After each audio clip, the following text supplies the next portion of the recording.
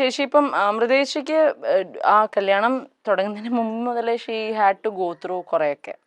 ആദ്യ കല്യാണം കഴിഞ്ഞ് ഇമ്മീഡിയറ്റ്ലി അപ്പം മുതൽ ഒരു പ്രശ്നങ്ങൾ പയ്യാണ് തുടങ്ങാന്ന് നമ്മൾ ജനറലി പറഞ്ഞൊക്കെ കേട്ടിട്ടുണ്ടല്ലോ കല്യാണത്തിൽ. പക്ഷെ അങ്ങനെയായിരുന്നു ചേച്ചിക്ക് തുടക്കം മുതലേ ചേച്ചി ഭയങ്കര അട്രോസിറ്റീസിലൂടെയാണ് ഭയങ്കര പീഡനങ്ങളിലൂടെയാണ് പുള്ളിക്കാരി കടന്നുകൊണ്ട് പോയത്.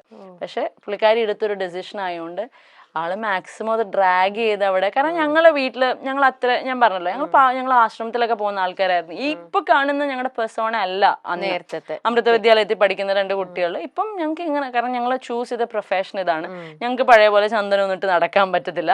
അപ്പൊ അങ്ങനെയൊക്കെ ഉള്ളതുകൊണ്ട് ഞങ്ങളുടെ ലുക്കും ഫീലും അതനുസരിച്ച് മാറ്റേണ്ടതായി വന്നു. പക്ഷെ ആ സമയത്ത് എന്ന് പറഞ്ഞാൽ ആശ്രമത്തിൽ ഫ്ലൂട്ട് വായിക്കുന്ന, ആശ്രമത്തിൽ എല്ലാം എൻ്റെ അച്ഛൻ്റെ അമ്മയുടെയും ഫാമിലി ഫുള്ള് അമൃതപുരി റിവോൾഡ് ആയിരുന്നു. അപ്പൊ അങ്ങനത്തെ ഒരു ഫാമിലിയിൽ ഒരാളുടെ ഫസ്റ്റ് ബോൾഡ് ഡെസിഷൻ ആയിരുന്നു. അതിൽ ചേച്ചി അനുഭവിച്ചതിനൊക്കെ കഴിഞ്ഞൊരു 6 മാസത്തിനിടയിലൊക്കെയാണ് നമുക്ക് ഒരിക്കലും സ്വപ്നം പോലും കാണാൻ പറ്റാത്ത രീതിയിലുള്ള അവർ അനുഭവിച്ചിട്ടുള്ള കാര്യങ്ങൾ എൻ്റെ അടുത്ത് പറയണത്. അതും എൻ്റെ അടുത്തേ പറഞ്ഞിട്ടുള്ളൂ, അമ്മയുടെ അടുത്തൊന്നും പറഞ്ഞിട്ടില്ല ഇപ്പോഴും. മനസ്സിലായി? അപ്പോൾ ആ ഒരു ഡിസിഷൻ ആയതുകൊണ്ടാണ് അത് ഒരുപാട് ഡ്രാഗ് ചെയ്തത്. പക്ഷെ അതാണ് എനിക്ക് എല്ലാവരോടും പറയാനുള്ളത്. നമുക്കൊരു സ്ഥലത്ത് പറ്റുന്നില്ല എന്ന് കണ്ട ആ സമയത്ത് ചിലപ്പോൾ എല്ലാവരും നമ്മുടെ അഗേൻസ്റ്റ് നിൽക്കുമായിരിക്കും. പക്ഷെ നമുക്ക് നമ്മുടെ കയ്യിൽ നിന്ന് കാര്യങ്ങൾ പോകുന്നതിന് മുമ്പ് അവിടെ നിന്ന് വിടുക. അല്ലാന്നുണ്ടെങ്കിൽ ഒരുപാട് കഴിയുമ്പോൾ നമുക്കത് ആർക്കും പറഞ്ഞ് കൺവിൻസ് ചെയ്യാൻ മിണ്ടാതെ കേൾക്കേണ്ടി വരും. That's all. So what you said is like pretty right. അമൃതേച്ചിക്ക് ആ ഒരു ഇതുണ്ടായിരുന്നു. പക്ഷെ പിന്നെ ഞങ്ങളുടെ അച്ഛനും അമ്മയും ഭയങ്കര പാവ ആൾക്കാരായിരുന്നു. അപ്പം അവർ പറയും കുഴപ്പമില്ല, ഞങ്ങൾക്ക് അറിയാലോ ഞങ്ങളുടെ മോൾക്ക് ഇങ്ങനെ തെറ്റ് പറ്റാനുള്ള, ഞങ്ങൾ എങ്ങനെ വളർത്തിയോണ്ടായി. ഇപ്പൊ നിന്നെ ഞങ്ങൾ വേറെ കുറച്ചൊരു ബോൾഡൊക്കെ ആക്കി വളർത്തിയായിരുന്നു, നിനക്കിതൊന്നും പറ്റില്ലായിരുന്നു. നിന്നീ ഒരു പാവമായി പോയതുകൊണ്ടാണ് നിനക്കത് അനുഭവിക്കേണ്ട വന്നേന്നുള്ളത് പറയുന്നതാണ് ചേച്ചിയുടെ strength. So we are lucky that way. അല്ലെങ്കിലും അന്നത്തെ ഒരു ഏജില് അമൃതയ്ക്കും എത്ര മെച്യൂരിറ്റി ഉണ്ട്, വളരെ യങ് അല്ലേ. അപ്പോഴും നമ്മൾ ലൈഫിനെ എപ്പോഴും പോസിറ്റീവായിട്ടേ കാണൂ. ആരും നമുക്ക് ചീത്ത വരും എന്ന് എത്ര പാരന്റ്സ് കുറേയും കൂടെ എക്സ്പീരിയൻസ് വെച്ചിട്ടും അവരുടെ ഒരു മെച്യൂരിറ്റി ലെവലിൽ അവർ പറഞ്ഞാലും ആ ഒരു ഏജിൽ ഒരു ലേഡി ഒരിക്കലും എന്റെ ലൈഫിൽ ദേ ഇങ്ങനെ വരാൻ പോണൂന്ന് വിചാരിക്കുന്നതേ ഇല്ല. എനിക്ക് നല്ലതായിരിക്കും വരുന്നത്, ഒരു ട്രൂ ലവ് ആണ്, എന്റെ ലൈഫ് നല്ല രീതിയിൽ ടേക്ക് ഓഫ് ചെയ്യും ഇതാണെന്ന് വിചാരിക്കും. അങ്ങനെ വിചാരിച്ചിട്ട് അതിലേക്ക് സ്റ്റെപ്പ് ഓൺ ചെയ്യാണ്. പക്ഷേ അതവിടുന്ന് തെറ്റിപ്പോയി. അങ്ങനെ പറഞ്ഞ വിട്ട് എന്റെ സ്റ്റോറിയിലെ വില്ലൻ ചിലപ്പോ മറ്റൊരാൾക്ക് വില്ലൻ ആയിരിക്കണം എന്നില്ല കേട്ടോ. അവര് തമ്മിൽ ചേരായിരുന്ന കൊണ്ടാണ് അവരത് വർക്ക് ആവുന്നത്. മേ ബി പുള്ളിയാണെങ്കിലും അയാള് നല്ലതാണെന്ന് തോന്നുന്ന വേറെ ആൾക്കാരുണ്ടാവുമായിരിക്കാം. അതിനകത്ത് നമുക്കൊരു തെറ്റും പറയുന്നില്ല. ആള് ചെയ്യുന്ന നല്ലതൊക്കെ നല്ലതാന്ന് തന്നെ അപ്പോഴും പറയുന്നുള്ളൂ. പക്ഷെ എന്റെ ചേച്ചി സഫർ ചെയ്തത് അത് കേൾക്കുമ്പോ എനിക്ക് ഹീസ് എ വില്ലൻ ഓൺലി. എനിക്കിപ്പോ എവിടെ ഇരുന്നോ ഞാൻ പറയും, ഐ ഡോണ്ട് കെയർ. ചിലത് തമ്മിൽ ചേരില്ല, എന്നാ അതിലെ ഒന്ന് വേറെ ആൾക്കാരായിട്ട് അത് ചേരുവായിരിക്കാം. നമുക്കൊന്നും ചെയ്യാൻ പറ്റുന്ന കാര്യങ്ങളല്ല. അപ്പൊ അതിനകത്തൊക്കെ ഈ പറഞ്ഞ പോലെ നമ്മളൊന്ന് സക്സസ്ഫുൾ ആയ സ്ട്രോങ് ആയി ഒന്ന് ജീവിച്ച് കാണിച്ചിട്ട് നമ്മൾ എന്തെങ്കിലും പറഞ്ഞാൽ അത് കേൾക്കാൻ ആൾക്കാരുണ്ടാവും. അല്ലെങ്കിൽ നമ്മളിവിടെ കിടന്ന് വെറുതെ ചുമ്മാ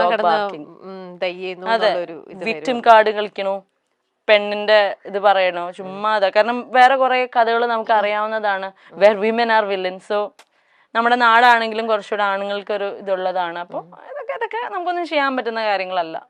പോട്ടെ, സമയം വരും. കീപ്പിംഗ് ക്വയറ്റ് അറ്റ് ടൈംസ് അത് ഭയങ്കര ഹെൽപ്ഫുൾ ആയിരിക്കും. പക്ഷെ എന്റെ ചേച്ചി മിണ്ടായിരുന്ന പോലെ മിണ്ടായിരുന്ന പറ്റില്ല. അതെ, പറ്റില്ല. അത് ആരും ഒരുപാട് വർഷത്തേക്കൊന്നും മിണ്ടായിരിക്കരുത്. ഒരു 10-20 മിനിറ്റ് ഒക്കെ മിണ്ടായിരിക്കും, എന്നിട്ട് മിണ്ടണം. പറയാൻ കേൾക്കാനുള്ളത് എന്താന്ന് വെച്ചാൽ കേട്ട് കൊടുത്തോളൂ. അമൃതയുടെയും നിങ്ങളുടെ ആ ഒരു റിയാലിറ്റി ഷോയിൽ വന്ന സമയത്ത്, അല്ലെങ്കിൽ അന്നത്തെ ആ ഒരു ഇതിലൊക്കെ ലൈഫ് മാറ്റിയതാണ്. സുരേഷ് ചേട്ടൻ നിങ്ങളുടെ ലൈഫിലേക്ക് എൻ്റർ ചെയ്തപ്പോഴും ആ ഒരു റിലേഷനെ കുറിച്ചും കൂടെ ഒന്ന് പറയൂ അഭി. ഇപ്പോ എങ്ങനെയാണ് നിങ്ങൾ എല്ലാവരും തമ്മിലുള്ള റിലേഷൻ? ആ ഒരു ഇത് പറയാനാണെങ്കിൽ ഇപ്പൊ സുരേഷ് അങ്കിളായിട്ടുള്ള നമ്മുടെ ഇതുവരെയും ഭയങ്കരമായിട്ട് സൈബർ ബുള്ളീഡ് ആയിട്ടുള്ള, അഗൈൻ ഈ പറഞ്ഞ പോലെ ഒരു 10 കമന്റുകളിൽ ഈ ഒരു സാധനം വരുമ്പോഴാണ് പയ്യ ആൾക്കാർ ഇത് അങ്ങനെ ആയിരുന്നല്ലോ എന്ന് ബാക്കി കമന്റ് ചെയ്യുക. അപ്പൊ സുരേഷ് അങ്കിളുടെ സീൻ എങ്ങനെയായിരുന്നെന്ന് വെച്ചാൽ, സ്റ്റാർ സിംഗറിൽ ചേച്ചിയുടെ ഫസ്റ്റ് റൗണ്ടിൽ തന്നെ മൗനമേ എന്ന് പറയുന്ന പാട്ട് പാടിയ റൗണ്ടിൽ ചേച്ചി ഒരു പട്ടുപാടയും ബ്ലൗസ് ആയിരുന്നു കേട്ടോ. അപ്പൊ ചേച്ചി പാട്ടിനും പെർഫോമൻസിനും നമ്മൾ ഇട്ടിരിക്കുന്ന കോസ്റ്റ്യൂമിനും ഒക്കെ ആയിരുന്നു മാർക്ക്. ചേച്ചിയുടെ കോസ്റ്റ്യൂമിന് മാർക്ക് കുറഞ്ഞു, പെർഫോമൻസിന് ഫുള്ള് കിട്ടി. അന്നാണ് സുരേഷ് അങ്കിൾ ഏഷ്യനെറ്റിൽ വിളിച്ചിട്ട് പറയുന്നത്, ഇനി അമൃതയ്ക്ക് കോസ്റ്റ്യൂമിന്റെ കേസിൽ ഒരു പ്രശ്നം ഉണ്ടാവരുത്.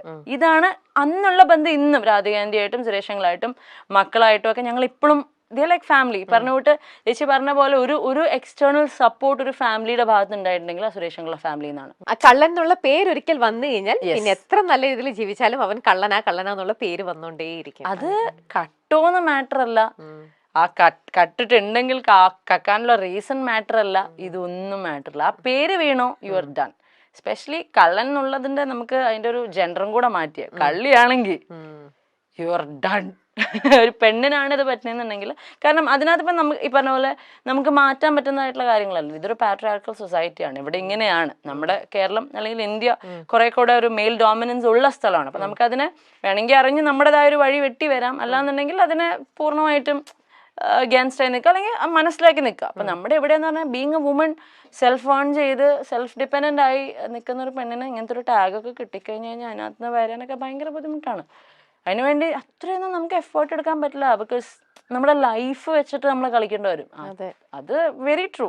ആ ഒരു പേര് വീണ് കഴിഞ്ഞു കഴിഞ്ഞാൽ പിന്നെ അത് മാറ്റിയെടുക്കാൻ വർഷങ്ങളെടുക്കും.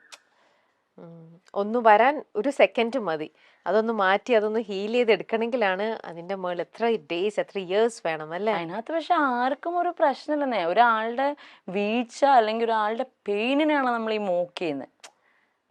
എന്തായി ഇപ്പോന്നൊക്കെ ഒരു ടോണ് അങ്ങനെയൊക്കെ പറയുന്നെങ്കിൽ അത് അങ്ങനെ പറയാനും വേണം ഒരു പ്രത്യേക ഒരിത്. എന്തൊക്കെ ആയിരുന്നു എന്നൊക്കെ ചോദിക്കുമ്പം എടാ നമ്മളിവിടെ ആകെ വീണിരിക്കുള്ളൂ, സ്റ്റോപ്പ് എന്ന് നമുക്ക് അവിടെ പറയാനുള്ളൊരു ഓപ്ഷൻ. നേരിട്ടാണെങ്കിൽ നമുക്കത് പറയാം, പക്ഷെ അതും നിങ്ങൾ എന്താണ് സിറ്റുവേഷന്റെ ഡെപ്ത് മനസ്സിലാക്കുന്നില്ല, അവിടുത്തെ റിയാലിറ്റി മനസ്സിലാക്കുന്നില്ല, നിങ്ങൾ എന്ത് ചെയ്തു എന്ന് മനസ്സിലാക്കുന്നില്ല. ജസ്റ്റ് റാൻഡംലി ഇങ്ങനെ പോവാ, ഒന്ന് കൊടുത്തേക്കാം, കമന്റ് ചെയ്യുന്നു, പോണു. എന്താണെന്നൊന്നും അവിടെ അല്ലേ റിയാലിറ്റി മനസ്സിലാക്കാണ്ടാണ് പലരും കമന്റ് ചെയ്യണതും ഈ പറയണ പോലെ അറ്റാക്കിങ് ഒക്കെ. പിന്നെ ഞാൻ പറഞ്ഞില്ലേ ചേച്ചി, ഓരോ ആൾക്കാർക്ക് ഓരോ ലുക്ക് ഉണ്ട്, ഒരു വൈബ് ഉണ്ട്. ചിലർക്കൊക്കെ പറഞ്ഞോട്ട് ഭയങ്കര കള്ളന്മാരാണെങ്കിലും അവർക്ക് ഭയങ്കര പാവം ലുക്കായിരിക്കും. ഇനിയിപ്പോൾ അവരൊന്നും എക്സ്പ്ലെയിൻ ചെയ്തില്ലെങ്കിലും കുഴപ്പമൊന്നുമില്ല. പാവം കണ്ടാത്തന്നെ എങ്ങനെ അറിയാനാണ്? How can we judge a book by its cover? ഒരാളുടെ ലുക്കല്ല അയാൾ എന്താന്ന് ഇത് ചെയ്യുന്നത്. അപ്പൊ ഞങ്ങൾക്ക് ഇപ്പൊ എനിക്കൊക്കെ എസ്പെഷ്യലി ഞാൻ മറ്റേ പട്ടിഷോ ജാട അഹങ്കാരി ഇതാണ്. എൻ്റെ അടുത്തൊരു ഇച്ചിരി നേരം സംസാരിച്ചിട്ട് തന്നെ അങ്ങനെ ജഡ്ജ് ചെയ്താൽ കുഴപ്പമൊന്നുമില്ല. അപ്പൊ ഞങ്ങളുടെ ഭാഗ്യത്തിന് എൻ്റെ ചേച്ചി പണ്ടൊക്കെ ഭയങ്കര സ്റ്റാർസിങ്ങിന്റെ സമയത്തൊക്കെ ഭയങ്കര വേറൊരു പേഴ്സോണ ആയിരുന്നു. പക്ഷെ അവരുടെ ലൈഫ് ആണ് അവർ ഇത്രയും ബോൾഡ് ആക്കി ഇത്രയും സ്ട്രോങ് ആക്കി എന്നുള്ളത് എത്രത്തോളമൊക്കെ നമുക്ക് കൺവിൻസ് ചെയ്യാൻ പറ്റും, പറയാൻ പറ്റും, പക്ഷെ കൺവിൻസ് ചെയ്യാൻ പറ്റില്ല. അപ്പൊ ഞങ്ങളുടെ ഇപ്പോഴത്തെ ഒരു ലുക്കും വൈബും വെച്ച് അഹങ്കാരികളാണ്. ഒരു രക്ഷയില്ല, അവരുടെ കയ്യിലിരിപ്പിന്റെ അവർക്ക് കിട്ടണം അല്ലേ. നമ്മളിപ്പോ ഇങ്ങനെ അതെ പോന്നോട്ടെ, അത്ര ഒന്നും ചെയ്യാനില്ല അതിനകത്ത്. ഈ ഷോയൊക്കെ പല ഷോസും കാര്യങ്ങളൊക്കെ ആയിട്ട് നിങ്ങൾ ഒരുപാട് ട്രാവൽ ചെയ്യുന്ന ആൾക്കാരാണ്. ഇത്തരത്തിലുള്ള ഇഷ്യൂസും ഈ നമ്മുടെ നാട്ടുകാരുടെയും ഇവിടെയുള്ള ആൾക്കാരുടെ ആറ്റിറ്റ്യൂഡും ബഹളവും ഒക്കെ കാണുമ്പം നിങ്ങൾക്ക് എപ്പോഴെങ്കിലും തോന്നിയിട്ടുണ്ടാവില്ലേ നമുക്ക് ഈ നാട്ടിൽ നിന്ന് തന്നെ പോയേക്കാം? ചില നാട്ടിൽ പുറത്തേക്കൊക്കെ നിങ്ങൾ അവിടുത്തെ കൾച്ചറും രീതികളൊക്കെ കാണുമ്പോൾ നമുക്ക് ഇവിടെ എങ്ങനെയെങ്കിലും ഒന്ന് സെറ്റിൽ ഡൗൺ ആയാലോ? എല്ലാ ആഴ്ച എൻ്റെ അമ്മയ്ക്ക് തോന്നാറുണ്ട്. എല്ലാ ആഴ്ച ഏകദേശം ഒരു മൺഡേ തുടങ്ങി സൺഡേ ഒക്കെ ആകുമ്പോഴത്തേക്ക്, അതായത് ഇപ്പൊ ഇന്നിപ്പോ നമ്മുടെ ഷൂട്ട് നടക്കുന്ന ഒരു മൺഡേ ആണ്. ഇന്നിപ്പം അമ്മ ഇന്നലത്തെ ഡോസ് ഒക്കെ കഴിഞ്ഞ് ഇന്നൊന്ന് അതെ ഇതായിട്ടുണ്ട്, റീജനറേഷണൽ മോഡലാണ്. സൺഡേ ആകുമ്പോഴത്തേക്ക് പറഞ്ഞു നമുക്കൊന്ന് ഇവിടെ നിന്ന് പോയാലോ. കാരണം സൺഡേ ആണല്ലോ ഈ സോഷ്യൽ മീഡിയ, ഐ മീൻ വീക്കെൻഡിലാണ് ഇതൊക്കെ ആക്റ്റീവ് ആവുക, അപ്പോഴാണ് കമന്റ്സ് ഒക്കെ ഭയങ്കരമായിട്ട് കൂടുക. അത് കഴിഞ്ഞിട്ട് നമുക്കൊന്ന് പോയാലോ എന്ന് എപ്പോഴും പറയാറുണ്ട്. പക്ഷെ ഈ പറഞ്ഞോട്ട് നമ്മുടെ ഉള്ളിൽ ഇപ്പൊ ഒരു വാശിയായി ചേച്ചി. ഞാൻ ജനിച്ച എൻ്റെ മണ്ണില് ഞാനൊന്നും ചെയ്യാതെ ആരുടെയൊക്കെയോ വാശി തീർക്കാൻ വേണ്ടി ബലിയാടായിട്ട് എനിക്ക് ഇവിടെ തന്നെ പ്രൂവ് ചെയ്യണം. ഞാൻ വേറെ എവിടെയെങ്കിലും പോയിട്ട് എനിക്ക് അവിടെ സക്സസ്ഫുൾ ആവുന്നതിനകത്ത് എന്താ കാര്യമുള്ളത്? ഓക്കെ, അവിടെ ഞാൻ പോവാം, പക്ഷെ എനിക്ക് ഇവിടെ നിന്ന് പോകണം. ഇവിടെ എന്റെ പേരുണ്ടാക്കി ഇവിടെ എനിക്ക് ഫൈറ്റ് ചെയ്ത് ഇവിടെ തന്നെ നമ്മുടെ കാര്യം ക്ലിയർ ചെയ്തിട്ട് ഞാൻ എന്താന്ന് എല്ലാവരും ഇവിടുത്തെ ആൾക്കാർ ആദ്യം നമ്മുടെ നാട്ടിൽ വിലയില്ലാതെ പിന്നെ പുറത്ത് എവിടെ പോയിട്ട് എന്താ കാര്യം? We love our place. ഞങ്ങളുടെ നാട് ഞങ്ങൾക്ക് അത്രയ്ക്ക് ഇഷ്ടമാണ്. ഇവിടെ വന്നിരിക്കുന്ന ആൾക്കാരെ തെറ്റിദ്ധാരണയാണ്, അത് ക്ലാരിഫൈഡ് ആവും. എന്നിട്ട് പുറത്ത് എവിടെയാന്ന് വെച്ചാൽ പോയി സെറ്റിൽ ആവും. അപ്പൊ ഇതന്നെ അമ്മയടുത്തും പറയാറുള്ളൂ, അമ്മ ഇതിലെന്താ കാര്യം? അവിടെ പോയി കഴിഞ്ഞാൽ നമുക്ക് നാട് മിസ് ചെയ്യും, നമ്മുടെ സ്ഥലം മിസ് ചെയ്യും, നമുക്ക് സമയം വരും, അങ്ങനെ തന്നെ പറയും. അല്ല പിന്നെ പറഞ്ഞു മാനിഫെസ്റ്റഡ് ആവുമായിരിക്കും അത്. ഡെഫിനറ്റ്ലി എന്റെ ക്ലോസർ സർക്കിളിലുള്ള ആർക്ക് എന്നെ പറ്റി ഒരു ചെറിയ തെറ്റിദ്ധാരണ വന്നാലും ഞാൻ അത് വിളിച്ച് സോൾവ് ചെയ്യുന്ന ആളാണ് maximum. When it comes to a large scale ഈ മീഡിയ എന്റർടൈൻമെന്റ് മീഡിയയിലൊക്കെ നിൽക്കുന്ന ഒരു സിനാരിയോ വരുമ്പം ഒരു പരിധി വരെയൊക്കെ ഈ പറഞ്ഞ കുട്ടിയെ നമ്മൾ എഫക്ട് ചെയ്യാതിരിക്കാൻ വേണ്ടിയിട്ട് നമുക്കത് അവോയ്ഡ് ചെയ്ത് പോവാം. പക്ഷെ എന്നെ വളർത്തുന്നവരുടെ മുമ്പിൽ എന്നെ പറ്റി ഒരു റോങ് ആയിട്ടുള്ള ഇൻഫർമേഷൻ അറിയുന്നുണ്ടെന്നുണ്ടെങ്കിൽ, അവരിലേക്ക് എത്തുന്നുണ്ടെന്നുണ്ടെങ്കിൽ അത് ക്ലാരിഫൈ ചെയ്യാൻ ആഗ്രഹിക്കുന്ന ആളാണ് ഞാൻ. കാരണം ഞാൻ മിണ്ടായിരുന്ന അതെല്ലാവരും മറന്നോളുമല്ലോ എന്ന് ഞാൻ ഒട്ടും വിചാരിക്കുന്നില്ല. കാരണം എന്റെ മുമ്പിൽ എന്റെ ചേച്ചിയുടെ ലൈഫും ഉണ്ട്. ഞാൻ മിണ്ടായിരുന്നു കഴിഞ്ഞാൽ പയ്യെ അവർക്ക് മനസ്സിലാവും. എങ്ങനെ മനസ്സിലാവാനാണ്? എന്റെ സൈഡ് ആൾക്കാർക്ക് പറയാതെ എങ്ങനെ മനസ്സിലാവാനാണ്? ഇപ്പം ഈ ഒരു ലോകത്ത് ഞാൻ പറഞ്ഞില്ലേ, ഈ പറഞ്ഞ പോലെ നമ്മൾ ജെന്യൂൻ ആയിട്ട് നിൽക്കുകയാണെന്നുണ്ടെങ്കിൽ കോൺസ്റ്റന്റ്ലി നമ്മളെ പറ്റി എന്തെങ്കിലും ഒരു തെറ്റായ കാര്യം പറയുകയാണെങ്കിൽ ആൾക്കാരെ പറഞ്ഞ് ബോധിപ്പിക്കേണ്ട ഒരു റെസ്പോൺസിബിലിറ്റി ഉണ്ട് നമുക്ക്. കാരണം നമ്മളെ വളർത്തുന്ന ഓഡിയൻസ് തന്നെയാണ്, അവർക്കാണ് ഒരു മിസ്അണ്ടർസ്റ്റാൻഡിങ് വന്നിട്ടുള്ളത്. അപ്പോൾ അവരെ നമ്മളത് കാര്യം കാരണം they are like A family. ഇതൊരു എക്സ്റ്റെൻഡഡ് ഫാമിലി തന്നെയാണ്. ഇപ്പം ഞങ്ങൾ വ്ളോഗേഴ്സ് എന്നൊക്കെ പറയുമ്പോഴത്തേക്കും AG വ്ളോഗ്സ് ഒക്കെ തുടങ്ങുന്ന സമയത്ത് ഞങ്ങൾക്കൊരു വലിയ കുടുംബം ഉണ്ടായിരുന്നു. ഈ ഫോളോവേഴ്സ് ആയിട്ട് വന്ന ആൾക്കാർ ഒരു ഫാമിലി ആയിരുന്നു. അപ്പം അത് ഞങ്ങൾക്ക് ബിഗ് ബോസിലൊക്കെ പോയി കഴിഞ്ഞപ്പോഴത്തേക്കും ഇടയ്ക്കൊരു വലിയ ബ്രേക്ക് ഒക്കെ വന്ന് നിന്ന് പോയി. പക്ഷെ എന്നാലും ഇന്നും ഞങ്ങൾക്ക് ഒരുപാട് ഫോളോവേഴ്സിന്റെ പേരും മുഖം ഒക്കെ ഓർമ്മയുണ്ട്. ഞങ്ങൾ ഇന്നും ടച്ചിലല്ല എന്നുണ്ടെങ്കിലും. അപ്പം നമ്മുടെ വീട്ടിൽ നമ്മളെ പറ്റി ഒരു തെറ്റായ കാര്യം എത്തിക്കഴിഞ്ഞാൽ നമ്മളവിടെ ക്ലാരിഫൈ ചെയ്യുന്നുണ്ടെങ്കിൽ അതേ എക്സ്റ്റെൻഡഡ് ഫാമിലിയാണ് ഈ ഓഡിയൻസും. അവരുടെ അടുത്തും ഒരു പരിധി വരെയൊക്കെ നമ്മൾ ക്ലാരിഫൈ ഉണ്ടെന്ന് ഞാൻ വിശ്വസിക്കുന്നുണ്ട്. പക്ഷെ മറ്റേ ആറ്റിറ്റ്യൂഡും കുഴപ്പമൊന്നുമില്ല. I don't care, it's part of the game എന്ന് പറഞ്ഞ് പോകുന്നതിനും ഒരു തെറ്റുമില്ല. പക്ഷെ ഞാൻ എൻ്റെ ഒരു സിനാരിയോ വരികയാണെങ്കിൽ എന്നെപ്പറ്റി ആരെന്ത് പറഞ്ഞാലും ഞാൻ അപ്പം ഒന്നിരിക്കും. ചിലപ്പോൾ അതിൻ്റെ ട്രോമ ആയിരിക്കാം ചേച്ചിയുടെ കേസിൽ. പക്ഷെ ഐ വിൽ ക്ലാരിഫൈ. ഒന്നും പിന്നത്തേക്കില്ല, എല്ലാം അപ്പ തന്നെ. ശരിയല്ല, ഉറക്കുമ്പോ